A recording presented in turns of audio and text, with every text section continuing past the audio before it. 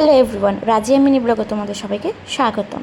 তো প্রথমে আমি এই ম্যাপটা এঁকে কেটে নিয়েছি, তো আমি ভুলে গেছিলাম। তো তারপর কেটে নেওয়ার পরে এখানে কাগজ ভিজিয়ে রেখেছিলাম, তিনটেতে তিন কালার আমি দিয়ে মিক্স করে নেব।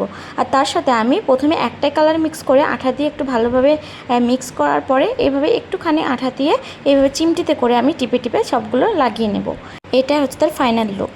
আর তারপরে গোল গোল করে কেটে ঠিক 6টা 2 আঙুল ছোটো করে আমি এগুলো কেটে নেব ঠিক এইভাবে। আর নিচে চৌকোনটাও আমি কেটে নিয়েছি। নিচের এগুলো কাগজের রঙগুলো বেঁচে গিয়েছিলো, তাই আমি এগুলো লাগিয়ে নিয়েছি। আর এইটাতে আমি আইসক্রিমের কাঠি লাগিয়ে নিয়েছি।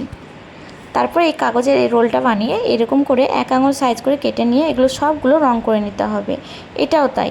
তো এই যে দেখো রঙ করে নিয়েছি। এই রঙ করার পরে একটু ছিদ্র করে যে আইসক্রিমের কাঠিটা বসেছিলাম এটা একটু কেটে নিয়ে আঠা দিয়ে খুব ভালোভাবে লাগিয়ে নেব।